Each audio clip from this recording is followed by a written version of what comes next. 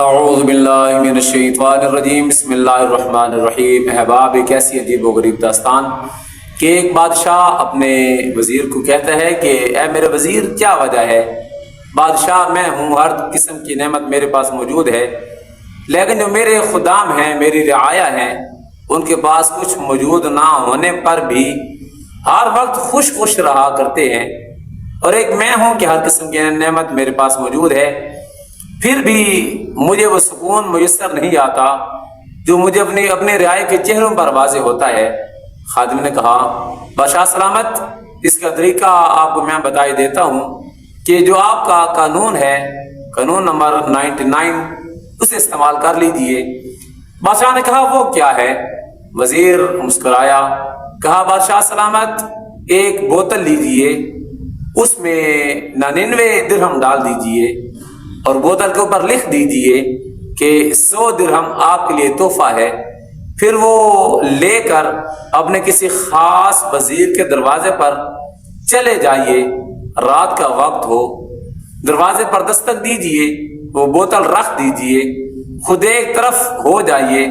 اب وہ وزیر باہر نکلے گا، پھر جو کچھ ہو آپ اپنی آنکھوں سے دیکھ لیجئے گا۔ احباب، اسی طرح کیا جاتا ہے۔ جب وہ وزیر دروازے کی دستک سن کر باہر آیا، اس نے بوتل اٹھائی، درہم گنے، 99 درہم موجود تھے، جبکہ بوتل پر موجود تھا، لکھا ہوا تھا، تحریر مکمل تھی کہ یہ 100 درہم آپ کے لیے تحفہ ہے۔ اب وہ وزیر پوری رات اپنے تمام اہل خانہ کے ساتھ اس ایک درہم کو تلاش کرنے کے لیے رات بھر جاگتا رہا، گلیوں کے چکر لگاتا رہا کہ کہیں ایسا نہ ہو کہ یہ درہم کہیں گر گیا ہو اور وہ ضائع ہو جائے۔ احباب، جب صبح کا وقت ہوا نا، تو وہ وزیر اپنے بادشاہ کے دربار میں حاضر ہوتا ہے۔ اس کی آنکھوں سے ظاہر ہو رہا تھا کہ رات بھر یہ وزیر نہیں سویا۔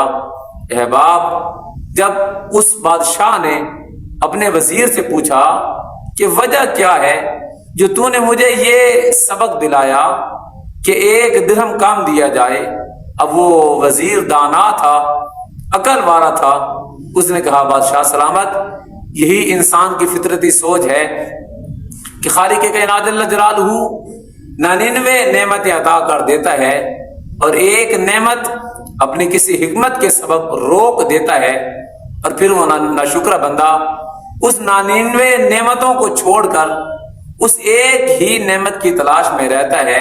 احباب ذی وقار، جب کوئی بندہ اس حال میں ناشکری پر اتر آئے کہ خالق کائنات جل جلالہ نے اسے سب کچھ عطا فرما رکھا ہو، باوجود اس کے وہ رب کی نافرمانی کرے، پھر بنی اسرائیل کے اندر جو ناشکری کی سزا ہوئی، حضرت موسیٰ علیہ السلام نے جب فرعون غرق ہوا، اپنی قوم کو ساتھ لیا، مصر آئے، انتہائی مختصراً، پھر شام روانہ ہوئے۔ صراط الجنان فی تفسیر القرآن کے اندر موجود ہے کہ پھر انہوں نے دعا کی، مولا ہمارے لیے کھانا نازل کیا جائے، من و سلوہ نازل ہوا، پھر دعا کی ہمارے لیے پانی کا اہتمام کیا جائے۔ رب نے فرمایا، فانفجرت من حسنتا عشرت عینا قد علما، کہ اپنے عصا پتھر پر مارو، عصا پتھر پر مارا جاتا ہے، 12 پانی کے چشمے جاری ہو جاتے ہیں۔ اور جب وہی قوم تمام نعمتیں کھا کر یہی گلہ کرتی ہے، لن نؤمن لک، ہم تم پر ایمان نہیں لے کر آتے جب تک ہمارے لیے زمین سے طرح طرح کے کھانے نہ ہو جائیں۔ احباب، حضرت موسیٰ علیہ السلام نے فرمایا کہ کیا تم ایسے کھانے لینا چاہتے ہو کہ جو مشقت کرنے کے بعد میسر ہوتے ہیں، اور جو رب نے نعمتیں دی ہیں ان سے انکار کرنا چاہتے ہو؟ احباب، ان کے اسی گناہ کے سبب خالق کائنات جل جلالہ نے ان کی تمام نعمتوں کو زائل کر دیا۔ احباب، انتہائی مختصراً میں نے یہ بات عرض کی ہے کہ جب کوئی شخص اپنے رب کی نافرمانی کرتا ہے، ناشکری کرتا ہے، تو پھر خالق کائنات جل جلالہ اپنی نعمتیں روک دیتا ہے، اور جب رب کی طرف سے نعمتیں روک دی جاتی ہیں تو پھر انسان مفلسی کی زندگی پر مجبور ہو جاتا ہے۔ وآخر دعوانا الحمدللہ رب العالمین۔